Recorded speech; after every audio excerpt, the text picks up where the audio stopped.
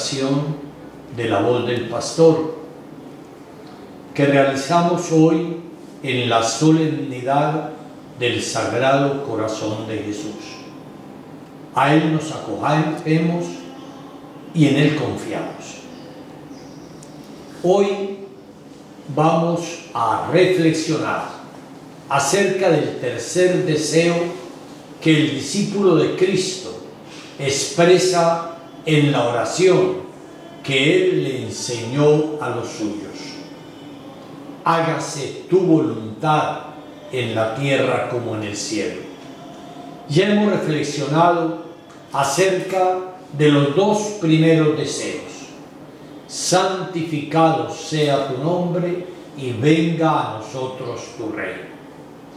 Hoy entramos en este tercer deseo del Padre Nuestro.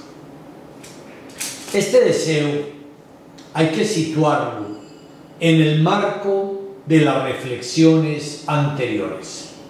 Sí, hay que situarlo en que hemos pedido primero que el nombre de Dios como Padre sea santificado y que venga su reino, su paternidad sobre todos los hombres.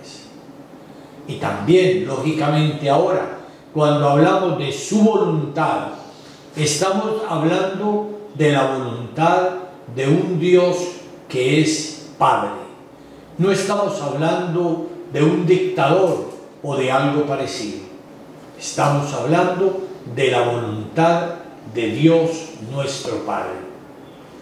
Ahora, ¿cómo entender esta voluntad de Dios?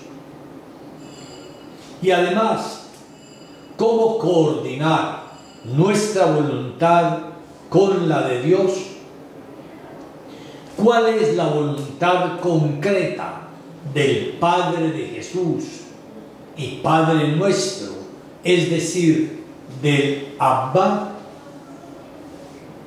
Hay que partir de una constatación, y es que cuando se ora pidiendo que se haga la voluntad de Dios, estamos partiendo de la base de que en este mundo no se cumple la voluntad de Dios, que la humanidad más bien se rebela contra ella.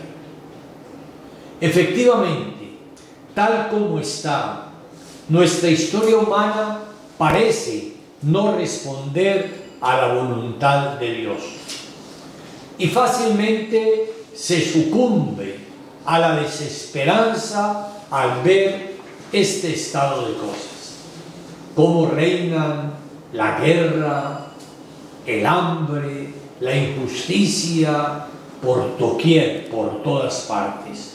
Sí, ese estado de cosas puede llevar muchas veces al discípulo de Jesús a la desesperación. Por eso oramos diciendo, pidiendo que se haga tu voluntad.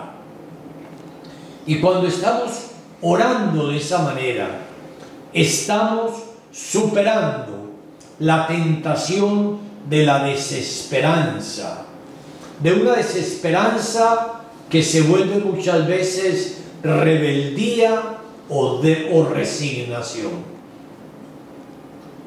Muchas veces se vuelve rebeldía cuando ante ese estado de cosas creemos que no hay nada que hacer y optamos por la violencia, por una rebeldía contra todo el orden de cosas, aún contra Dios.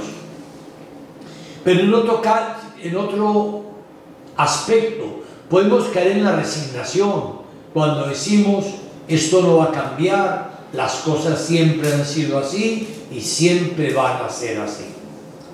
Cuando oramos, estamos pensando, estamos creyendo que realmente la desesperanza no nos gana la partida, que podemos superar esa situación.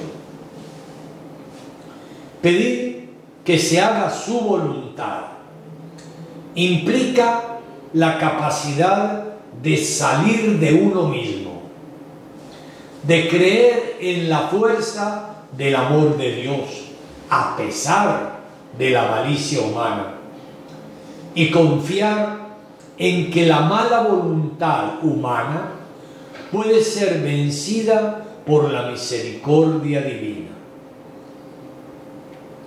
Será muy importante tratar de comprender lo que era la voluntad de Dios para Jesús, para poder verdaderamente orar en la misma dirección de lo que era el deseo de Jesús y que Él nos enseña a pedir en el Padre Nuestro. Hay que decir que el término voluntad indica el designio de salvación de Dios, cuya realización se pide en oración, y también la práctica de los mandamientos de Dios por parte de los hombres. Por un lado, pedimos a Dios que realice su voluntad, es decir, su plan de salvación. Por otro lado, deseamos que esa voluntad sea cumplida por todos los hombres, es decir, que los hombres se muestren dóciles a la observancia de la ley. Estos dos sentidos son complementarios. Dios no quiere tener ante Él a unos simples ejecutores de sus órdenes, que obran como robots obligados, sino a unos hombres libres, dispuestos a responder a su amor de Padre, que quiere realizar un plan de salvación con ellos y con todos los hombres.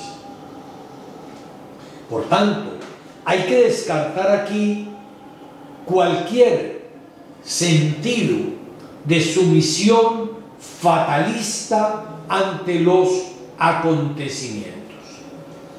Quiero explicar bien esto, porque es quizá una de las grandes confusiones que tienen muchas personas, aún personas de iglesia. Una concepción fatalista de la voluntad de Dios. ¿Qué quiere decir esto, queridos hijos? La concepción fatalista es pensar que todo lo que sucede automáticamente es voluntad de Dios. Si se estrella un carro, es voluntad de Dios. Si hay hambre, es por voluntad de Dios. Es decir, que las cosas tal como están, que el mundo tal como está, es lo que Dios quiere. Y por tanto, pues lo único que nos queda es resignarnos fatalistamente, aceptar todas las situaciones que se presentan en la propia vida, en la familia, en la historia, en la sociedad, y decir, eso es la voluntad de Dios. Por tanto, simplemente aceptémoslo fatalistamente. Hay que decir, esa no es la voluntad de Dios tal como la entiende el Evangelio y como la entiende el cristianismo. No es que todo lo que pasa automáticamente sea voluntad de Dios.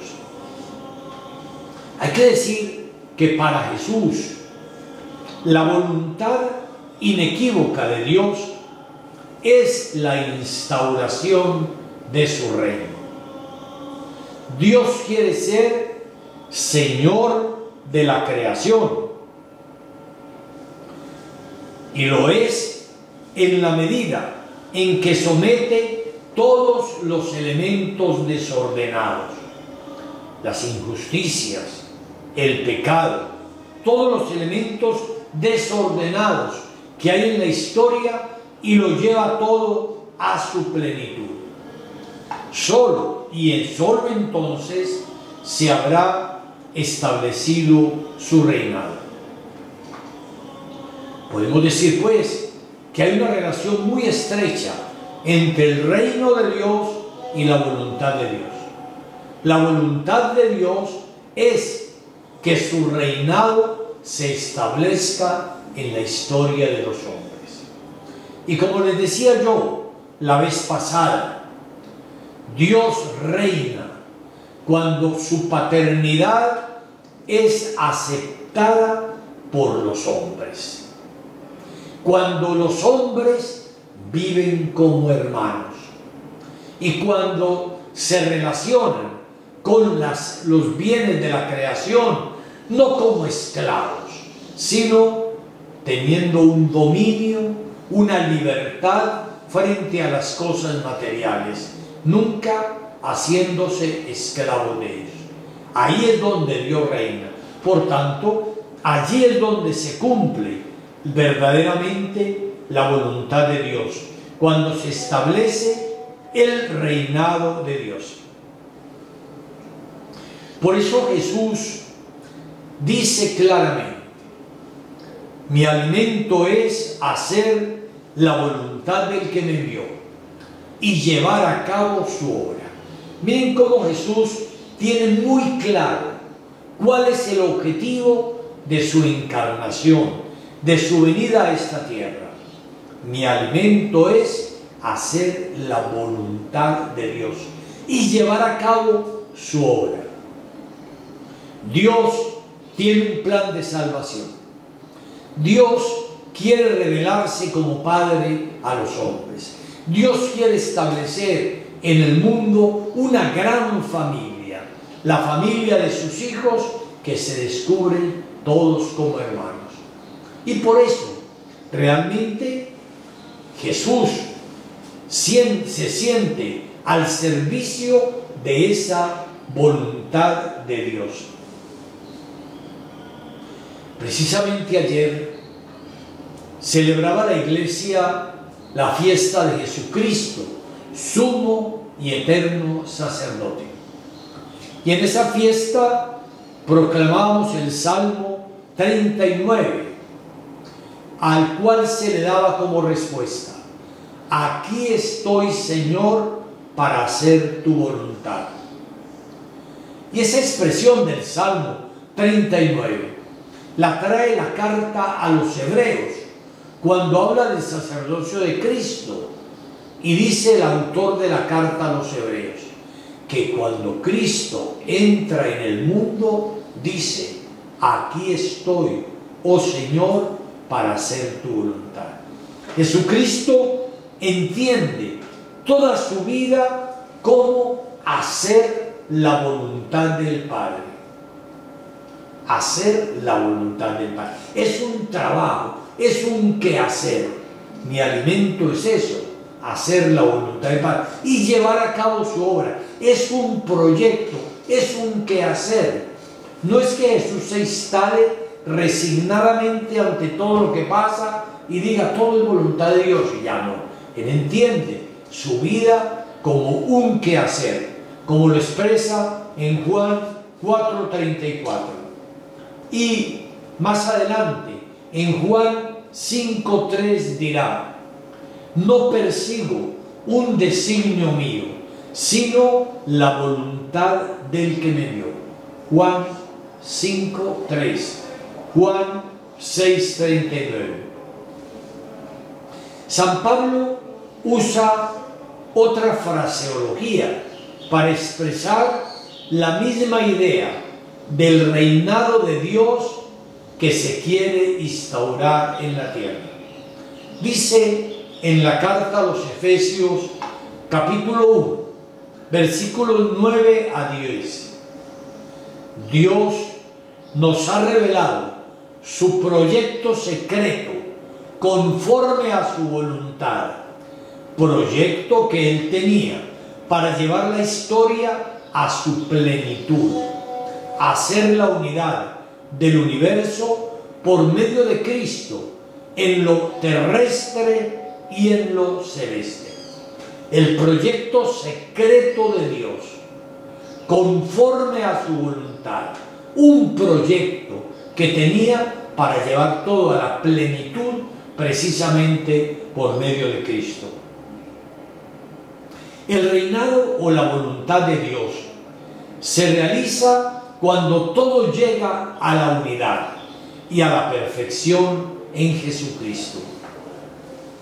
El catecismo de la Iglesia Católica dirá: en Cristo y por medio de su voluntad humana, la voluntad del Padre fue cumplida perfectamente y de una vez por todas. Y trae aquí el texto de los Hebreos que les acabo de mencionar. Jesús dijo al entrar en el mundo: he aquí que vengo, oh Dios, para hacer tu voluntad. Solo Jesús puede decir: yo hago siempre lo que le agrada a Él. Juan 8:29. En la oración de la agonía, acoge totalmente su voluntad. He aquí por qué Jesús se entregó a sí mismo por nuestros pecados, según la voluntad de Dios. Y en virtud de esta voluntad somos santificados, merced a la ofrenda que de una vez por todas se realizó en el cuerpo de Jesucristo. Miremos cómo esta expresión del catecismo de la Iglesia Católica nos muestra esa forma a través de la cual Jesús sintoniza plenamente con la voluntad del Padre para establecer su reinado en el mundo. Hay plena sintonía, plena comunión, y Jesús por eso no vive para otra cosa sino para hacer la voluntad del Padre. Una voluntad que se irá estableciendo conforme a ese proyecto de que Dios tiene. Y el proyecto de Dios es eso: que todos los hombres experimenten, conozcan la paternidad de Dios. Y por eso Jesús lucha y sufre. Padre, les he dado a conocer tu nombre. Es la forma como Jesús resume la misión de su vida. Pero también Jesús dirá: yo he venido para reunir en una familia a todos los hijos de Dios dispersos. Y bueno, podríamos tener muchas citas. Es decir, Jesús concibe la voluntad de Dios como un proyecto a realizar, con el cual comprometerse enteramente, de palabra y de obra. Un proyecto, el de Jesús, que entra en choque, obviamente, con el proyecto del demonio. El reino de Dios está en oposición y en lucha con el proyecto del demonio. Jesús quiere es hacer la voluntad, es un sueño.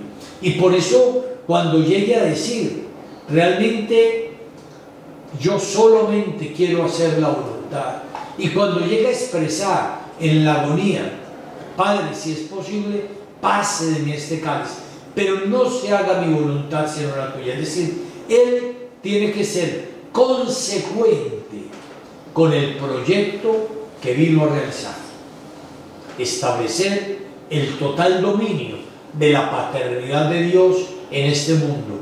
Y para eso va hasta el final. No se desdice, no se echa atrás.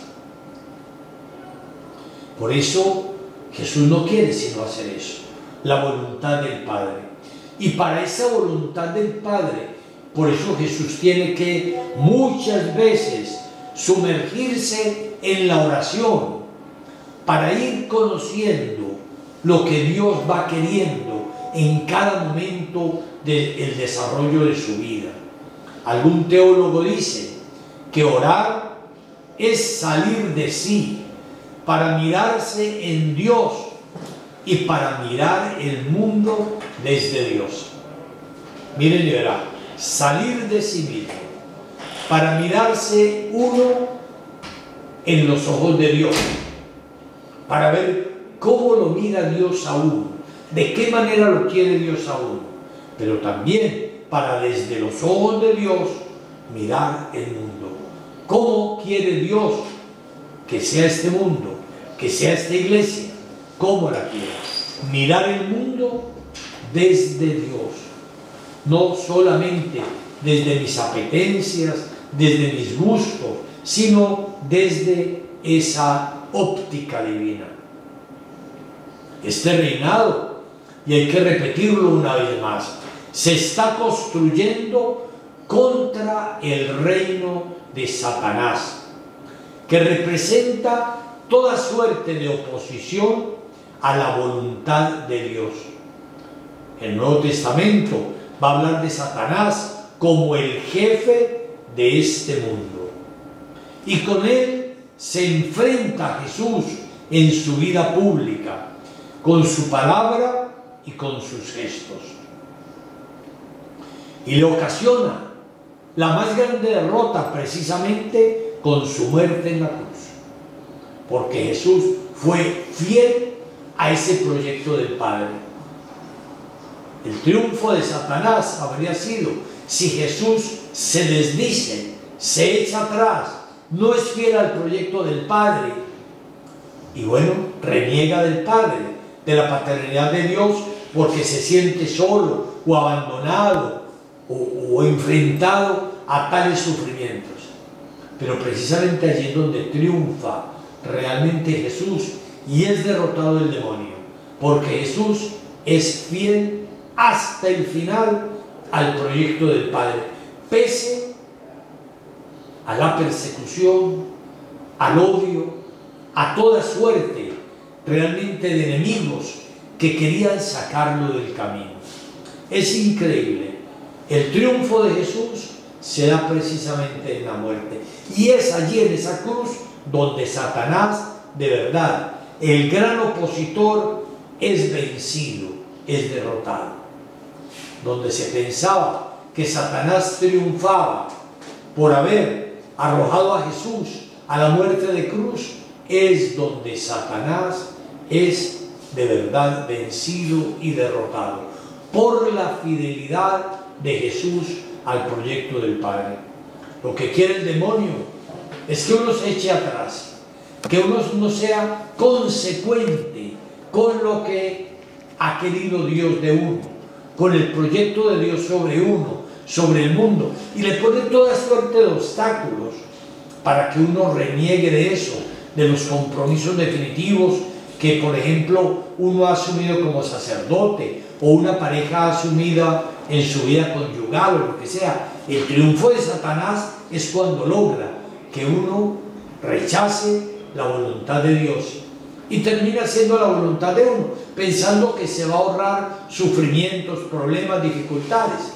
Pero allí es donde verdaderamente la persona humana es derrotada. Es derrotada porque allí es donde Satanás ha triunfado. En cambio, el que como Jesús se mantiene fiel al proyecto del Padre, aunque termine en la cruz, crucificado de la forma más terrible, es cuando de verdad se adquiere un triunfo. Por eso, pedir en este contexto que se haga o venga la voluntad de Dios es pedir a Dios que realice su reinado. Él ya lo inauguró en la historia de Jesús, pero ese reinado que es de Dios, sin embargo, necesita la acogida por parte de los hombres para hacer de la creación y de la historia el lugar de la presencia, de la gloria y del amor de Dios. Es lo importante, al fin y al cabo estamos hablando de la oración, poder entender esto. Por eso nosotros suplicamos a Dios que se haga su voluntad en la tierra como en el cielo. Es decir, que nosotros realmente cumplamos su voluntad, su designio de amor y de salvación universal. Sí, por eso cuando nosotros oramos, no oramos para cambiar la voluntad de Dios o el proyecto de Dios o para que Dios haga lo que a nosotros nos gustaría. No, toda nuestra oración es para dejar a Dios que sea Dios en nosotros. Es prestarnos a su acción, abrirnos a su influencia. Orar es dejar que Dios sea por fin Dios en nosotros, que haga lo que siempre ha querido hacer, que nos prestemos, que le pongamos ante Dios todas nuestras capacidades, nuestra inteligencia, nuestra voluntad, para que Él realmente se cubra de gloria en nosotros. No oramos pues para que Dios haga nuestro querer, para que Dios cumpla nuestra voluntad. Oramos para llegar a querer como nuestra la voluntad de Dios. Yo no me canso de decir y de decirme a mí mismo, en primer lugar, que ese modelo de oración de la del huerto de los olivos es clave en nuestra vida cristiana. Sí, Jesús en el huerto de los olivos está sufriendo lo suyo, ve la muerte que le espera, ve lo que se le avecina, sufre como hombre ante lo que le espera. El Nuevo Testamento llega a hablar de Jesús que suda gotas de sangre. Es decir, podemos imaginarnos su sufrimiento, su dolor, y ora durante toda la noche. No duró un momentico y ya, no. Tuve que orar y orar para poder llegar a decirle a Dios: si es posible, pase de mí este cáliz, pero no se haga mi voluntad sino la tuya. Es decir, tiene que pasar mucho tiempo en la oración hasta llegar a querer solo la voluntad de Dios y que su propia voluntad pase a un segundo término. Y nos dice ese mismo relato en el huerto de los olivos, que ya comentamos en otro momento, que terminada esa noche de oración, Dios le envía a Jesús un ángel, el ángel de la consolación, el ángel que le ofrece la copa que le da fortaleza a Jesús para asumir realmente lo que le espera. Para pasar de mi voluntad a la voluntad de Dios es necesaria mucha oración. Es necesario mucho tiempo realmente en oración para llegar a querer de verdad lo que Dios quiere. De resto no lo podemos. A veces uno piensa que la oración es una cosa de una ejaculatoria de un minuto. No, es mucho tiempo. Como la persona que quiere broncearse en el mar, no se pone un instante, sino que tiene que pasar un buen tiempo para que el sol realmente llegue a hacer su obra en el cuerpo de uno. Pues bien, igualmente pasa, repito, con la oración en presencia de Dios. Por tanto, cuando oramos para que se haga su voluntad en la tierra como en el cielo, estamos de hecho incorporando en nuestra oración cristiana lo que fue precisamente la oración en el huerto de los olivos. Por eso la voluntad de Dios tiene, por una parte, un aspecto objetivo, es decir, cuál es el proyecto de Dios, pero también un aspecto subjetivo, que es la acogida concreta en la propia realidad humana del discípulo de Jesús. Es decir, cómo Dios tiene su proyecto de salvación universal, la implantación del reinado, de su reinado de amor, pero en mi vida concreta yo tengo que discernir, y para eso sirve la oración, de cuál es esa voluntad en mi momento, en mi historia. Y Jesús tiene que hacerlo muchas veces. Jesús tuvo muchas veces que sumergirse en la oración para llegar a conocer qué era lo que Dios quería de él, en ese momento concreto de la vida. No era que esto ya tuviera un escrito que dijera en este momento tal cosa, en este momento tal otra, no. Hay momentos de la vida en los que Jesús tiene que decir, bueno, ¿cuál es la voluntad de Dios? ¿Qué es lo que Dios quiere en este momento? Y tiene que orar. Orar hasta que Dios lo ilumine y pueda llegar a conocer realmente qué es lo que Dios quiere. Pero para eso tiene que colocar su libertad realmente ante la presencia de Dios para poder hacer esa voluntad y que el reinado de Dios se implante sobre nosotros. Vamos a hacer un momento de pausa para también poder comunicar y entrar en contacto con algunos hermanos que nos han dado a conocer que están hoy en sintonía con nosotros.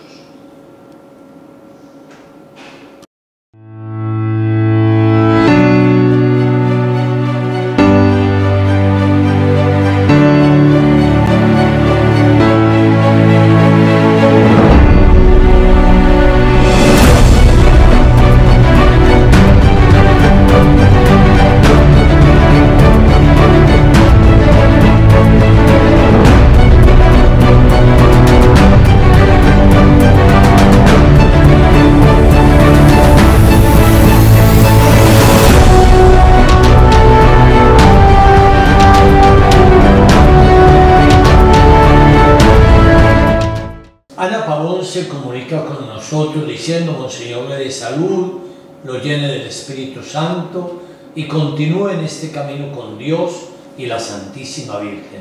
Miles de bendiciones. Mara Álvarez nos dice: buenos días, Monseñor Óscar, Dios lo bendiga, gracias por compartir sus reflexiones y evangelización. Un saludo desde Barranquilla.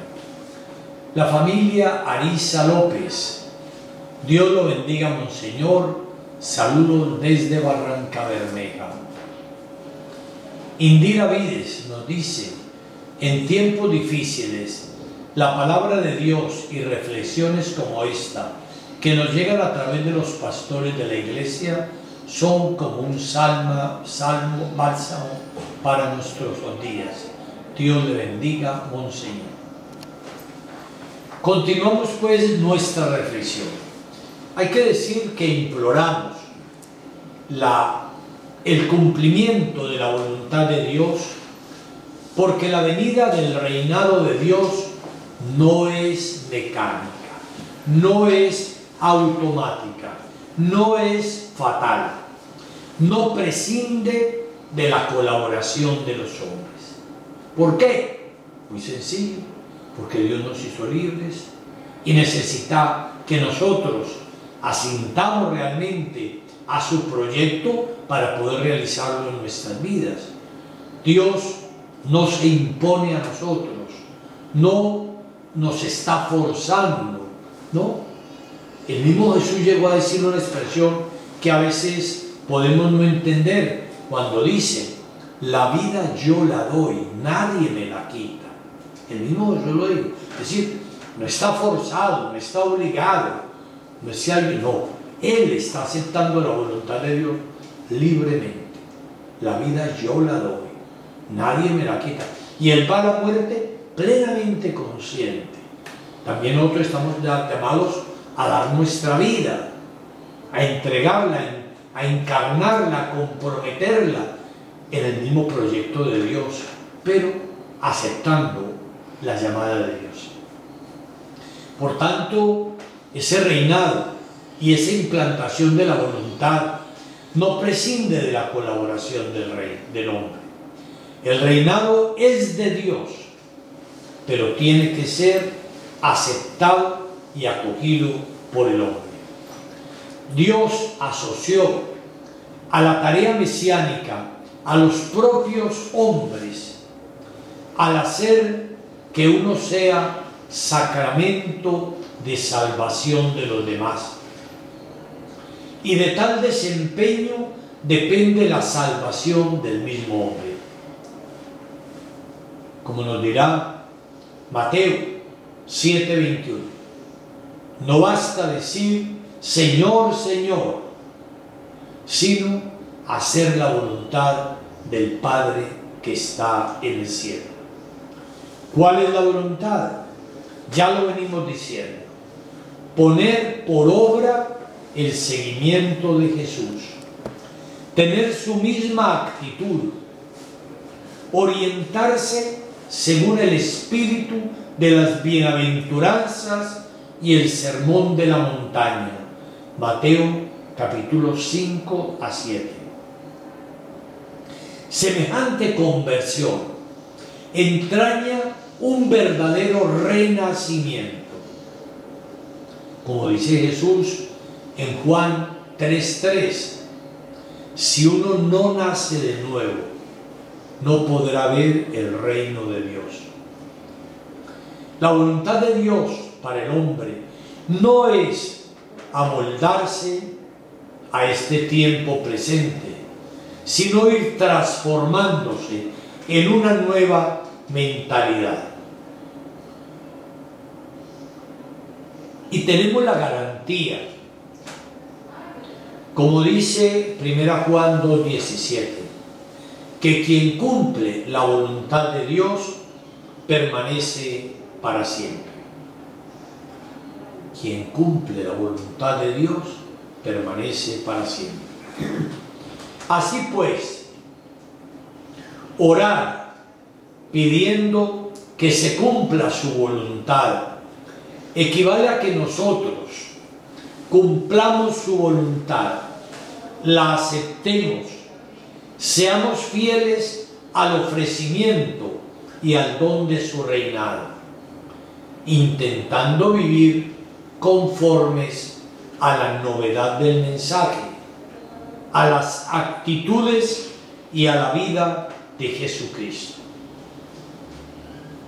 Ahora bien, la voluntad de Dios conlleva un serio elemento de discernimiento y abandono humilde.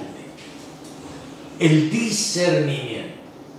El Papa Francisco es una clave que utiliza con muchísima frecuencia. La necesidad de discernir en el momento concreto qué es lo que Dios quiere de mí, de mi vocación, de mi realidad, de mi iglesia, etc. Discernir, porque esto no aparece así, como tan evidente ya. Yo ya conozco cuál es la voluntad de Dios, no. Hay que discernir. Y para discernir, pues muchas veces hay que consultar, hay que orar mucho, hay que escuchar mucho los signos de los tiempos en los cuales está también hablando Dios. Discernir. Pero por otra parte, una actitud de abandono humilde. Sí, solo la persona humilde puede ponerse a la escucha de lo que Dios quiere de su vida para aplicarlo. Podemos preguntarnos, ¿y por qué Dios no realiza inmediatamente, enseguida, su voluntad? ¿Acaso no es Él todopoderoso, omnipotente?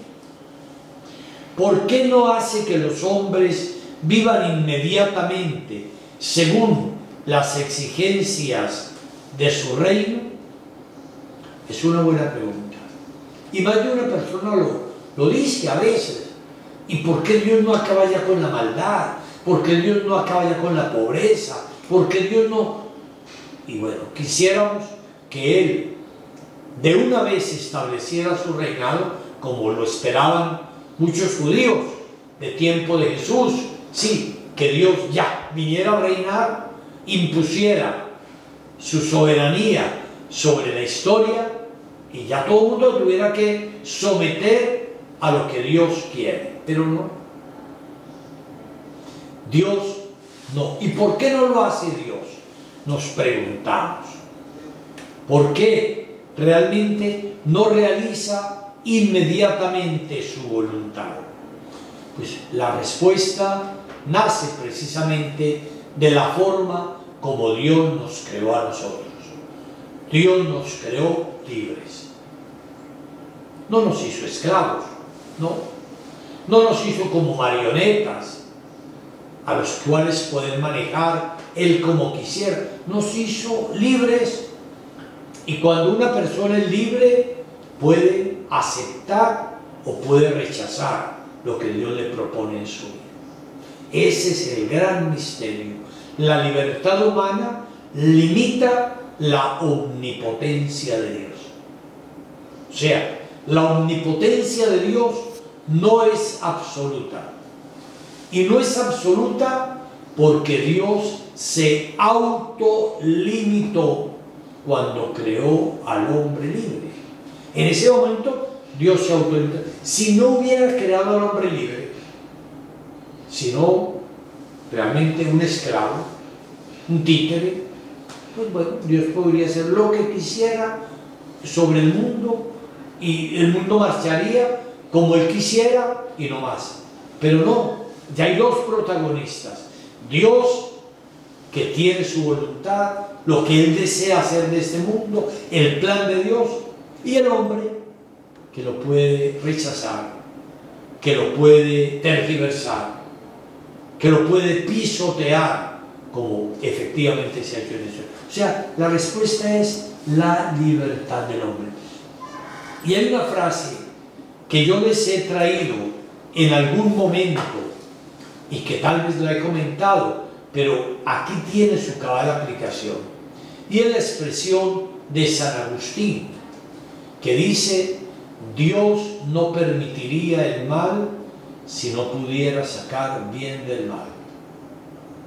Mire cómo dice San Agustín sabiamente: que Dios permite el mal, claro que lo permite. ¿Y lo permite por qué? Porque creó al hombre libre. Y ya. Y el hombre puede pecar y puede rechazar a Dios. Y Dios permite el mal porque existe el demonio. Existe el demonio que está actuando en la historia, que está seduciendo al hombre, que está tentando al hombre también, y que está haciendo aparecer la realidad del mal a los ojos de los hombres como si fuera el mayor bien. Esa imagen del Génesis es muy elocuente, ¿no? Cuando dice que el demonio le presenta una fruta seductora a Eva, diciéndole: ¿qué va? Es que Dios no quiere el bien de ustedes y por eso les ha prohibido comer del fruto de este árbol. La seduce, la engaña. Entonces Dios realmente permite el mal, y lo permite sencillamente porque ha creado a un hombre libre, porque ese hombre libre puede rechazar el proyecto de Dios, porque el demonio está también actuando. Esa es la realidad. Por eso hay que distinguir entre lo que Dios permite y lo que Dios quiere. Son cosas diferentes. Yo no puedo decir que cualquier cosa que pasa es que Dios la quiera. No, Dios hay muchas cosas que no quiere. Muchas de las que suceden en la historia. Dios no las quiere. Pero sí tengo que decir que Dios las permite. Pero la última frase de San Agustín: no permitiría el mal si no pudiera sacar bien del mal. Aunque Dios permite el mal, saca bien del mal. Miren, queridos hijos, uno podría decir que el mal más grande que hubo en la historia fue la muerte de Cristo. Condenamos al único justo, y lo condenamos ¿de qué manera? La muerte más terrible que un ser humano hubiera podido pensar, si la aplicamos a él, a Jesús. Los hombres, obviamente inspirados por el demonio, pensamos que acabábamos con él definitivamente, que lo excluíamos de este mundo. El mal más grande fue la muerte de Cristo, y de allí Dios sacó el bien más grande, que es nuestra salvación. Y lo mismo pasa en la historia. Hay momentos difíciles por los que pasa la persona, por los que pasa la humanidad, Y uno dice, pero Dios, ¿por qué has permitido esto? Esta pandemia que estamos viviendo, por ejemplo, o la miseria que viven algunas personas, o tantas cosas. Miren, Dios las permite, aunque no las quiera. Una cosa es, repito, el deseo de Dios y otra la permisividad de Dios. Pero Dios no es impotente ante eso. La omnipotencia de Dios se manifiesta cuando Dios transforma el mal en bien. Dios transforma el mal en bien. Dios necesita del hombre libre que lo acoja, que lo recibe, etc. De un hombre que está marcado por el peso del pecado, pero que puede liberarse de él. También San Agustín decía hermosamente, el Dios que te creó sin ti, no te salvará sin ti. Dios no tuvo necesidad de nosotros para crearnos, ¿no? Nos hizo por su omnipotencia, pero tiene necesidad de nosotros para redimirnos, para que nosotros realmente lo aceptemos, aceptemos su camino, aceptemos su voluntad y podamos realmente salir adelante y encontrar la salvación. Es posible que uno inmediatamente no entiende muchas cosas que suceden, realmente no las entiende, pero muchas veces posteriormente, muchas veces años después, entiende uno, eso que me pasó, por terrible que fue, de eso se sirvió Dios para sacar bien en mi propia vida, en la vida de mi familia, en la vida de la sociedad, en la humanidad de Dios, en toda la humanidad que Dios ha querido crear, en toda la sociedad.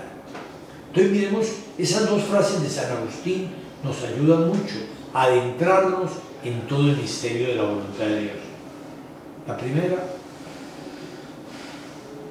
Dios no permitiría el mal si no pudiera sacar bien del mal. Si Dios fuera impotente, si no pudiera sacar bien del mal, pues lógicamente Dios no podría permitir el mal. Pero igualmente la otra frase, el Dios que te creó sin ti, no te salvará sin ti.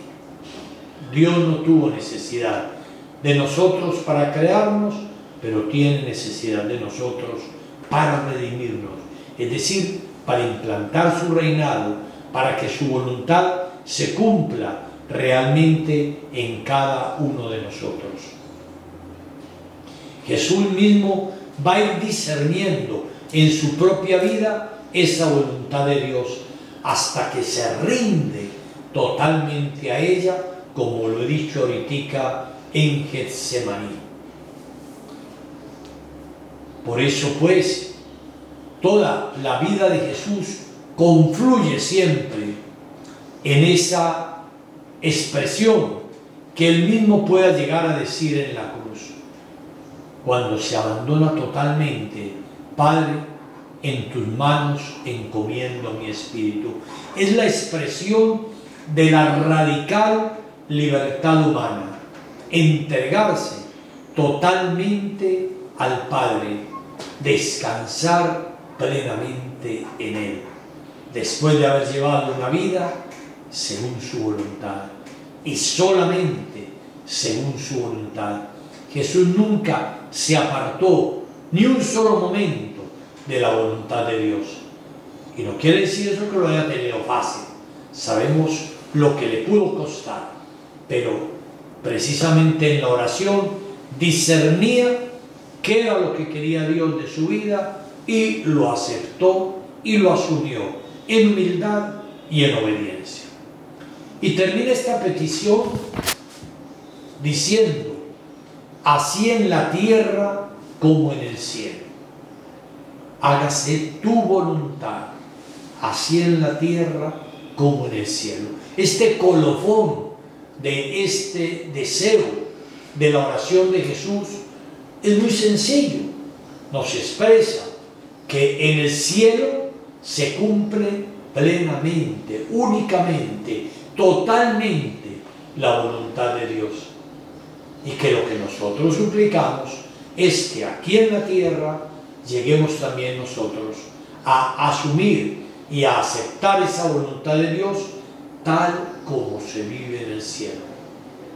Algún autor decía hermosamente: si se hiciera la voluntad de Dios en la tierra como se hace en el cielo, la tierra ya no sería tierra, la tierra sería cielo.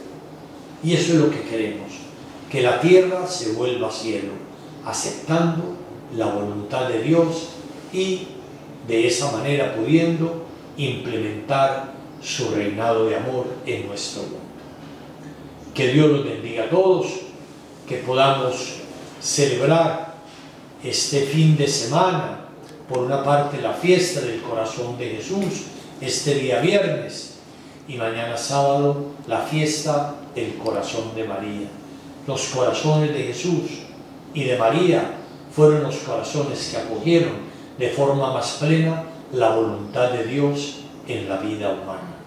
Que Dios los bendiga a ustedes en el nombre del Padre, del Hijo y del Espíritu Santo. Amén. Bueno.